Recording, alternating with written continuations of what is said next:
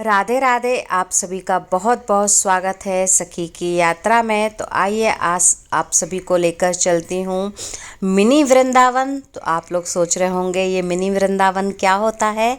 तो ये मुंबई से 73 किलोमीटर की दूरी पर मिनी वृंदावन, जिसको गोवर्धन इको विलेज के नाम से भी जाना जाता है, बना हुआ है। तो आज हम इसी की यात्रा करेंगे और आप सभी को भी कराएंगे। और यहाँ पर आप अपनी गाड़ी से भी पहुँच सकते हैं और लोकल ट्रेन से भी पहुँच सकते हैं, जो कि स्टेशन पड़ेगा पालघर महाराष्ट्र। वहाँ से फिर आप टैक्सी या ऑटो रिक्शा लेकर और इको विलेज तक पहुँच सकते हैं। तो यहाँ से हम जा रहे थे, बहुत ही सुंदर रास्ता बना है, पहाड़ी रास्ता भी मिलता है हमें। और ये हम अब गांव में पहुँच गए हैं और गांव के बाद ही हम मिनी वृंदावन पहुंच जाते हैं। ये मिनी वृंदावन है।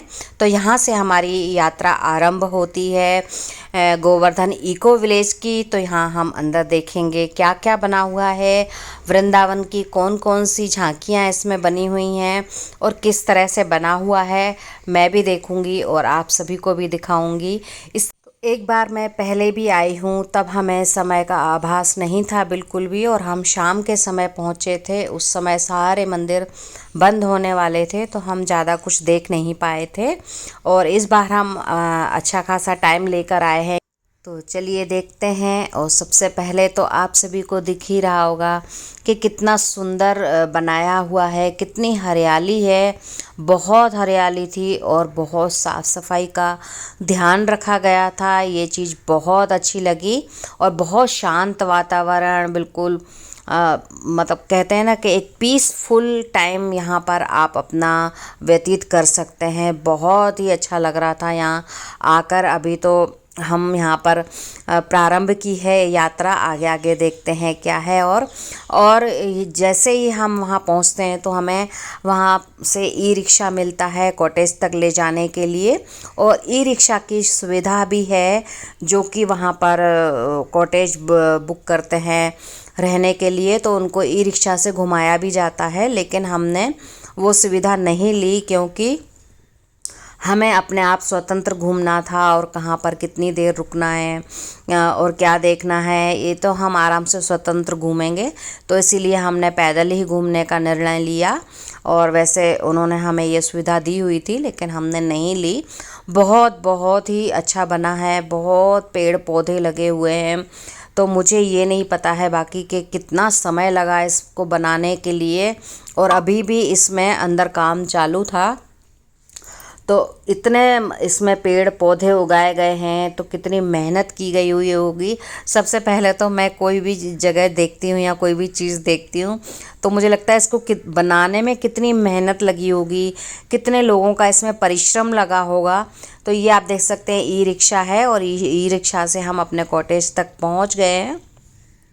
और ये कॉटेज बना हुआ है, पूरा लकड़ी का बना हुआ था। और अंदर भी जो फर्नीचर दिया हुआ था पूरा लकड़ी का बना हुआ था। बहुत अच्छा लग रहा था मुझे, और पता नहीं क्यों मैं इसका ज़्यादा शूट नहीं ले पाई, नहीं तो अंदर से भी बहुत सुंदर बना हुआ था। और उसके बाद हम अपना लगेज वगैरह अंदर रख कर और रेडी होकर घूमने के लिए निकले हैं कि देखें तो सही कि इस मिनी वृंदावन में क्या क्या बना है। हमने तो अपना अभी तक वृंदावन धाम ही देखा है, जो कि हमारे कृष्ण कन्हैया की नगरी है, उसी को देखा है। और आज हम ये बनाया हुआ मिनी वृंदावन देखेंगे। और वो तो हमारे ठाकुर जी ने बनाया है, तो वो तो धामों में धाम है, उसकी तो तुलना हम नहीं कर सकते हैं। लेकिन हाँ, सुंदर बहुत बना है और बहुत मेहनत लगी है इसको बनाने में। जिन्होंने भी बनाया है और जिनकी ये सोच रही है, उनको तो तारीफ़ मिलनी ही चाहिए। बहुत सुंदर बना है। तो सबसे पहले हमने अपनी यात्रा का शुभारंभ किया ठाकुर जी के दर्शन से। तो ये मंदिर बहुत सुंदर बना हुआ है और इसमें नक्काशी भी की गई है, तो बहुत अच्छा लग रहा था देखने में। और प्रांगण भी काफ़ी अच्छा बड़ा बनाया हुआ था। तो बहुत अच्छे से हमने ठाकुर जी के दर्शन किए और यहाँ पर थोड़ी देर हम बैठे, और उसके बाद फिर हम आगे की यात्रा आरंभ करते हैं। तो यहाँ से आप बाहर जब हम मंदिर से निकलते हैं तो हमें लिखा हुआ मिला कि परिक्रमा मार्ग। तो मतलब यहाँ से हम परिक्रमा मार्ग की तरफ जाने के लिए जा सकते हैं। तो हमने भी वही सोचा कि चलिए अब परिक्रमा लगाते हैं, कैसी परिक्रमा है, क्या है यहाँ पर और अंदर इसमें। तो यही सोचते हुए हम आगे बढ़ रहे थे, लेकिन रास्ते में जब हम निकल रहे थे तो बहुत सुंदर सुंदर फूल लगे हुए थे और हरियाली थी। पेड़ पौधों के बीच से निकलते हुए बिल्कुल ऐसा लग रहा था कि हाँ कुंजों से हम निकल रहे हैं। बहुत ही सुंदर दृश्य लग रहा था। तो यहाँ से हम आगे बढ़ते हैं और महाराज जी भी बोल रहे थे कि हाँ बहुत सुंदर और शांत वातावरण लग रहा था। तो यहाँ जैसे ही हम पहुँचे तो हमें आगे देखने को मिला ये पीली पोखर, जो कि बरसाने में स्थित है। पीली पोखर जहाँ पर राधा रानी जी ने अपने हल्दी वाले हाथ धोए थे, तो इसको पीली पोखर बोलते हैं और आज भी बरसाने में है और उसका पानी हमें पीला ही देखने को मिलता है। और अभी एक दो ही वीडियो पहले मैंने ये पीली पोखर वाला वीडियो डाला है अपने इस चैनल पर, जो कि बरसाने का ही है। तो वही हमें यहाँ पर देखने को मिला, तो बहुत अच्छा लग रहा था और हमें ऐसा लग रहा था कि हाँ ये सारी जगह तो हमारी जानी पहचानी हुई हैं। तो एक मुस्कान भी आ जा रही थी चेहरे पे, तो बहुत अच्छा लग रहा था। उसके बाद ये झांकी हमें देखने को मिली कि कर्म कांडी ब्राह्मण जो यज्ञ के दौरान कृष्ण द्वारा भेजे गए भोजन को उनको ठीक से नहीं दे रहे थे, तब सरल समर्पित उनकी पत्नियां कृष्ण को जंगल में ले जाकर और प्रेम से भोजन कराती हैं। तो ये झांकी हमें देखने को मिली। बहुत ही सुंदरता से इसको बनाया गया था, बहुत अच्छा लग रहा था देखने में। और उसके बाद ये दूसरी झांकी थी जब अक्रूर जी श्री कृष्ण को लेने मथुरा के लिए लेने के लिए आए थे, और तब वृह में सारी गोपियाँ उनको रोक रही थीं और वृह में तड़प रही थी। ये वो दृश्य था। तो इस झांकी को भी बहुत सुंदरता से दर्शाया गया था। और ये जो सुंदर सुंदर मूर्तियाँ बनाई गई थी तो बहुत ही सुंदर बनाई गई थी, मतलब जिस भी कारीगर ने बनाई थी तो बहुत ही सुंदरता से इसको बनाया गया था। और बहुत सारी बड़ी जगह पर इसको बनाया गया था, रथ में जैसे अक्रूर जी लेकर जा रहे हैं श्री कृष्ण को मथुरा, तो वही ये झांकी हमें दर्शा रही थी। तो बहुत सुंदरता से इसको बनाया था। और एक बात बहुत ही ध्यान देने वाली थी कि कोई भी झांकी या कोई भी स्थान ऐसा जो कि हमारे वृंदावन का बना हुआ है, तो वो देखने के लिए जब हम जा रहे थे तो उससे कुछ ही दूरी पर हमें चप्पल उतारने के लिए बताया गया था कि वहाँ पर चप्पल स्टैंड भी रखा हुआ था कि आप अपने जूते चप्पल उतार कर ही अंदर जाएं। तो ये चीज़ भी मुझे बहुत अच्छी लगी, क्योंकि उसके आसपास बहुत ही सफाई रखी गई थी। तो ये बना हुआ था राधा कुंड और श्याम कुंड। तो ये हम देखने के लिए आए। तो इससे पहले देखा होगा आप लोगों ने कि मैंने अपना चप्पल उतार के वहीं रखा। तो ये चीज़ भी मुझे बहुत अच्छी लगी कि हम अपने धार्मिक स्थानों की और ऐसी जगहों की अपने हम इतना मानते हैं और उनको श्रद्धा रखते हैं कि कहीं भी देख लेते हैं तो हम चप्पल जूते दूर ही उतारते हैं। तो ये चीज़ भी बहुत अच्छी लगी, जो कि हमारे सनातन धर्म में ही देखी जाती है। और उसके बाद आप देख रहे हैं ये गोवर्धन पर्वत बनाया है। इसको पत्थरों से इस तरीके से बनाया है कि एक पहाड़ का रूप लिए हुए है, और जिसको हम गोवर्धन पर्वत बोल रहे हैं। और यहाँ से गोवर्धन की परिक्रमा शुरू होती है, जो कि हमने लगाई। और इसमें देख रहे हैं आप छोटी छोटी गौएँ भी रखी हुई थी। बहुत अच्छा लग रहा था देखने में, मतलब बहुत सुंदरता से झांकी को दर्शाया गया था। बहुत ही सुंदरता से, बहुत मतलब मेहनत की होगी इसको बनाने के लिए। तो ये बात तो मैंने देखी वहाँ पे और मुझे बहुत अच्छा लगा। तो राधा कुंड श्याम कुंड के हमने वहाँ पे दर्शन किए, प्रणाम किया, और उसके बाद हम ये गोवर्धन की यात्रा कर रहे हैं, जो कि बहुत अच्छा लग रहा था करने में हमें। और हरियाली और फूल पौधे तो बहुत ही लगे हुए थे कि मतलब जहाँ तक नज़र जाए आपको हरियाली ही हरियाली नज़र आएगी। तो बहुत ही सुंदर दृश्य लग रहा था। और घूमते रहो वन में उपवन में और इन झांकियों को देखते रहो, तो बहुत ही अच्छा अनुभव हो रहा था। और उसके बाद हम यहाँ आए हैं, ये है मानसी गंगा। बहुत ही सुंदरता से इसको बनाया गया था और इसमें नौका विहार कर रहे हैं ठाकुर जी अपने सखियों के साथ, श्री जी के साथ। तो बहुत ही सुंदर झांकी लग रही थी। और बस देखते रहो और क्या है। बहुत अच्छा लग रहा था मुझे देखने में।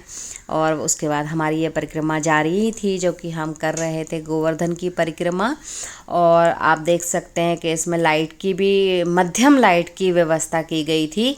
मतलब कि एकदम बहुत तेज़ रोशनी वाली लाइट नहीं थी वहाँ पर, बहुत मध्यम मध्यम लाइट चल रही थी, क्योंकि शाम हो चली थी तो इसलिए ये लाइट भी चालू हो गई थी। अभी आप देख सकते हैं, तो मतलब बहुत बड़ा था कि हम दोपहर को घूमने के लिए निकले थे और शाम हो गई थी।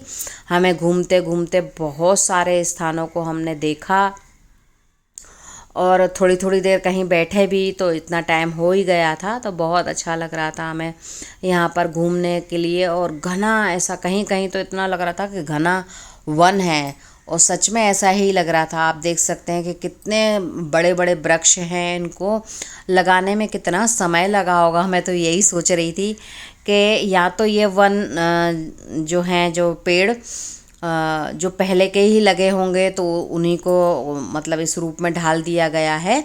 और ये जो जगह है ना, ये मुझे सबसे प्रिय जगह लगी, सबसे अच्छी जगह लगी मुझे ये। यहाँ पर जो हम वृंदावन में यमुना जी की परिक्रमा लगाते हैं, तब ऐसे वहाँ पे भी बना हुआ है बैठने के, ऐसे छोटे छोटे झरोके। तो ऐसे ही यहाँ पे है, ये यमुना जी को ही दिखाया गया है यहाँ पर। और सामने मदन मोहन जी मंदिर भी दिखेंगे, जो कि हमारे वृंदावन में भी हैं। जब हम परिक्रमा लगाते हैं तो यहाँ पर ये जो जगह थी ना, ये बैठने के लिए बहुत अच्छा लग रहा था। यहाँ से दृश्य इतना सुंदर लग रहा था, बहुत सुंदर दृश्य लग रहा था देखने में, इतनी हरा भरा। और इसमें से आवाज़ भी आ रही थी, पानी की कलकल करती हुई आवाज़ आ रही थी। तो ये तो बस मैं इस जगह की जितनी भी सुंदरता की तारीफ़ करूं कम है। मुझे बहुत अच्छा लगा यहाँ बैठकर, ऐसा लग रहा था बस बैठे रहो यहाँ पर और इस नदी को देखते रहो, जो कि यमुना जी का रूप दिया गया था इसको। और बता रहे थे कि इसमें यमुना जी जल लाकर भी मिक्स किया है इस पानी में। तो बहुत बहुत ही मतलब शब्दों में क्या कहूँ कि बनाने वाले की तारीफ़ करनी चाहिए, कि बहुत ही मेहनत से इसको बनाया गया है। और बिल्कुल ये रूप तो बिल्कुल जैसे मैं वृंदावन में परिक्रमा लगाती हूँ, ऐसे झरोके बने हुए हैं ये गुम्बद किले की तरह है। बहुत ही अच्छे लग रहे थे, बिल्कुल ऐसे मुझे वृंदावन के जैसे ही लग रहे थे ये। और ये आप देखते हैं कि ये जो पत्थरों का बीच में जो बनाया हुआ था पुल जैसा, और इसमें से बीच में से जो पानी निकल रहा था, इसमें कल कल की आवाज़ आ रही थी, बहुत ही सुंदर लग रही थी देखने में, और झिलमिल कर रहा था पानी। और उसके बाद जब शाम हो गई थी ना, तो इसमें दिए भी जल रहे थे। ये भी एक बहुत अद्भुत दृश्य था देखने का, बहुत ही अद्भुत दृश्य था। हमने देखा था, शायद मैंने वो शूट नहीं कर पाई मैं। ये आप देख सकते हैं, इसमें से जब पानी निकल रहा है ना, तो बहुत ही अद्भुत था, अद्भुत। उसके बाद ये हम पहुँचे हैं भूतेश्वर, मथुरा, जो कि हमारे मथुरा में एंटर करते ही ये भूतेश्वर मंदिर है। और ये कहते हैं कि ये वृंदावन के हमारे पहरेदार हैं, और इनसे परमिशन लेके ही भक्तगण वृंदावन में प्रवेश करते हैं। तो ये हमारे महादेव हैं, देवों के देव महादेव, जो कि सबकी रक्षा करते हैं। और उसके बाद हम आगे बढ़ते हैं, तो आगे भी ये यमुना जी के ऊपर ही ऐसा ब्रिज जैसा, पुल जैसा बनाया हुआ था, उसको हमने पार किया। और उसके बाद हम आगे बढ़ रहे हैं, और ये हमारी परिक्रमा जारी है। और यमुना जल में बहुत सुंदर सुंदर हमें मछलियाँ देखने को मिली, जो कि रंग बिरंगी मछलियाँ थी, बहुत सुंदर लग रही थी देखने में। और इतनी सुंदरता से इनको वहाँ पे रखा हुआ था, साफ़ सुथरे पानी में, ये भी बहुत अच्छा लग रहा था देखने में। और उसके बाद आप ये देखते हैं कि ये पूतना है, जो कि ठाकुर जी को विष पिलाने आई थी और उन्हीं का वध हो गया था। ऐसे काफ़ी सारे राक्षसों की झांकियाँ देखने को हमें मिली, जो कि ठाकुर जी को उठाने के लिए आए थे, और वो खुद ही वहाँ पे धराशायी हो जाते हैं। ठाकुर जी की बाल लीलाएं थीं ये तो, कि उन्होंने बाल स्वरूप में भी इतने बड़े बड़े राक्षसों का वध किया था कि जिसकी हम कल्पना भी नहीं कर सकते। छोटे बच्चे तो देखकर ही डर जाते हैं। लेकिन श्री कृष्ण तो तीनों लोकों के स्वामी हैं, इन सबका कल्याण करना था और ब्रजवासियों की रक्षा करनी थी और इस धरती पर प्रेम का संदेश देना था। तो ये सब तो होना ही था। ये लीलाएं थी ठाकुर जी की। आप देख सकते हैं यहाँ पे भी एक राक्षस का वध किया है। तो ऐसी ऐसी लीलाओं को यहाँ पे दर्शाया गया था, वो देखने में बहुत ही सुंदर लग रहा था। और वहाँ पर ऐसे बोर्ड भी लगाए थे जिनमें लीलाओं के बारे में लिखा हुआ था। तो वीडियो को आप रोक कर पढ़ भी सकते हैं। बहुत सारे बोर्डों को मैंने फ़ोटो भी लिया है। और ये उसके बाद फिर हम पहुँचे हैं ये भांडेर वन। तो भांडेर वन में हम जब पहुँचते हैं तो उसके बाद हमें ये एक ठाकुर जी का मंदिर मिलता है, जो कि हमने दर्शन किए ठाकुर जी के मंदिर के। ये भी मंदिर बहुत सुंदर बनाया हुआ था और इनको बिल्कुल एकदम साक्षात रूप में बनाने का प्रयास किया गया था, जो कि बहुत ही सुंदर था। और इसमें गोपीनाथ जी के विग्रह स्थापित थे, जिनके हमने दर्शन किए ठाकुर जी के। और उसके बाद ये आप देख सकते हैं कालिया नाग वाली लीला ठाकुर जी की, इसको भी बहुत ही सुंदरता से बनाया हुआ था। तो ये जो स्टेचू बनाए हुए थे ना, बहुत सुंदर लग रहे थे देखने में। तो सामने से तो और भी ज़्यादा सुंदर लग रहे थे देखने में। और ये मैं जा रही हूँ मदन मोहन जी का मंदिर, जो कि परिक्रमा मार्ग में ही पड़ता है वृंदावन में, यमुना किनारे। तो ये मंदिर भी बहुत सुंदर बनाया हुआ था और बिल्कुल इसको वही रूप देने का प्रयास किया गया था। ये इसी तरीके से बना है वृंदावन में। अगर जिन्होंने देखा है तो उनको पता होगा। मदन मोहन जी का मंदिर है जुगल घाट के पास। ठाकुर जी के दर्शन करके प्रणाम करके और मैं मंदिर से नीचे आ जाती हूँ। और इसी तरीके से इसमें वृंदावन के और ब्रिज के कई स्थानों को दर्शाया गया है, जो कि देखने में बहुत ही सुंदर लग रहा था। और उसके बाद हम पहुँचे हैं ये राधा दामोदर मंदिर में, तो जो कि हमारे वृंदावन में है। राधा दामोदर मंदिर बहुत ही सुंदर बना हुआ है और बहुत ही बड़ा बना हुआ है वृंदावन में। और आप भी देख सकते हैं यहाँ पे चित्र है राधा दामोदर मंदिर का। तो बहुत ही सुंदर मंदिर बना था ये भी। और इसको भी मंदिर का रूप ही दिया गया था, ऐसे नक्काशी करके। और द्वार बनाए गए थे, गुम्बद बनाए गए थे, स्तंभ बनाए गए थे।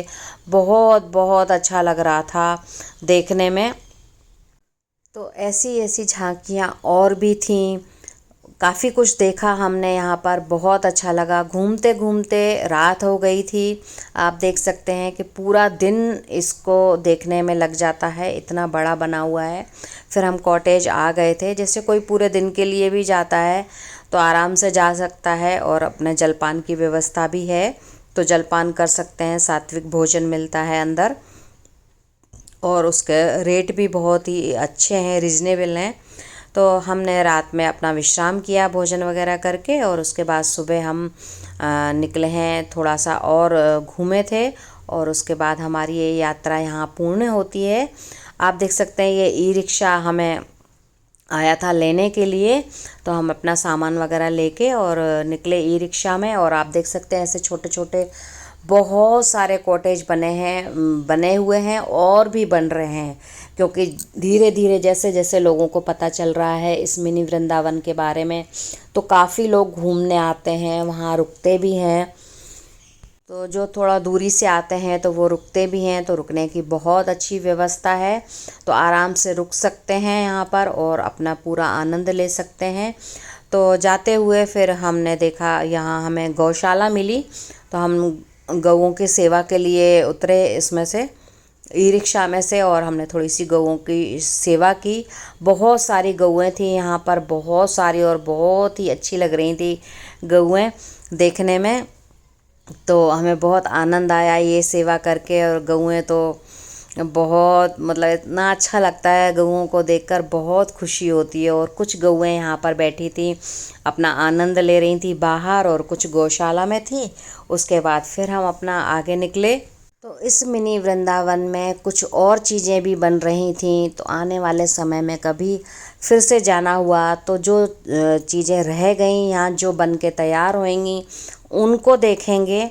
तो देखने में तो बहुत अच्छा लगा और बहुत ही सुखद अनुभव हुआ। सबसे ज़्यादा तो मुझे यहाँ की हरियाली देख देख के बहुत अच्छा लग रहा था।